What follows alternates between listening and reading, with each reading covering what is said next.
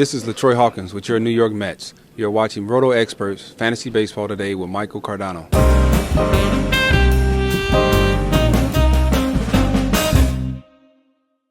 During Sunday Night Baseball, ESPN put up an insane stat about Clayton Kershaw. In what's considered to be the modern era of baseball, since 1920, Kershaw has the lowest ERA, 2.64, of any pitcher with at least 100 starts and 1,000 innings pitched. Now, he's owned in 98% of leagues and starts in 93%. But what I want to know is, in what leagues are there where no one owns the best pitcher in baseball history, and how is it that in 7% of leagues, he's on the bench? Jonathon Niese is back off the DL and gave up 4 runs on 7 hits, walking 1 while striking out 5 over 6 innings, getting the win. Sure, you got to win if you had him active, but do you really want to be using a pitcher that tosses to a 1.59 whip? It's been a quiet year for Steven Strasburg without much fanfare, mainly because of his 6-9 record. But he's quietly allowed just 2 earned runs or fewer in 4 of his last 5 starts. And his 2.83 ERA and 1.04 whip while on a pace for 215 strikeouts, it's not too shabby.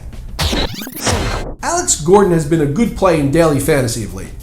Alex filled up the box score Sunday going 3 for 4 with a double, 2 RBI, a homer, and a stolen base. Flash has 3 home runs in his last 5 games, keeping the Royals in contention for a playoff spot. Let him do the same thing for you. And there's been a Brett Lawrie sighting. The tattooed one went 3 for 5 with an RBI and 2 stolen bases yesterday. Lawrie has now hit in 9 of his last 10 games, looking to finish off this disastrous season on a positive note. Justin Upton owners who didn't sell high in April have to be beside themselves. After starting the season looking like Ralph Kiner, he's played much of the year looking more like Ralph Cramden. He left yesterday's game with a hamstring cramp, but he expects to play today against the Phillies. Hanley Ramirez remained out of the starting lineup for the 7th game in a row yesterday with a shoulder injury. And while it doesn't look like he's going on the DL, with the Dodgers playing so well, it doesn't appear they are looking to rush him back either. I'd wait till you actually see him play a game or two before activating him. Coco Crisp left Sunday's game in Toronto in the 8th inning with a wrist injury. Manager Bob Melvin said Crisp has been dealing with a wrist injury for a while, and he likely won't be in the lineup today. And Alex Avila was placed on the 7-day concussion disabled list yesterday after taking a foul ball off his mask on Thursday. All right, Mike in Portland, Maine writes in and wants to know if A-Rod is relevant in fantasy at this point. Why the hell not? He's on steroids, right? Should help, I would think. If you missed it, I had a little bit of a meltdown on Saturday regarding Mariano Rivera's performance on Thursday and Friday. Here it is. You have no idea how pissed I am right now. I can't sleep, I can't eat, I can't go to the bathroom, I can't do anything else normal people do because Mariano Rivera is trying to screw me as he walks off into the sunset.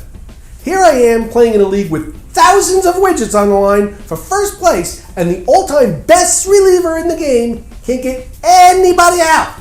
He's now blown back-to-back saves for the 2nd outing in a row for the first time since April of 2011. 2011! You want to know why I'm so peeved? I had Aroldis Chapman and Jason Grilli as my closers, and there's Grilli having the season of a lifetime after being left for dead. He was dead! And then he goes and strains a right flexor tendon.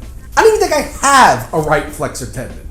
So I'm forced into a situation where I had to trade one of my keepers at the deadline, and they gave up Julio Teheran, who I had for $1. $1! That's 20% of a $5 bill for the best closer to ever lace him up. Who all of a sudden can't shut the door on a door with an automatic closer thing on it. The hell's wrong with this guy? As I'm sure you know by now, Rivera blew his 3rd consecutive save Sunday for the first time in his career. Now that's only happened to 33 pitchers in the 19 years he's been in the league.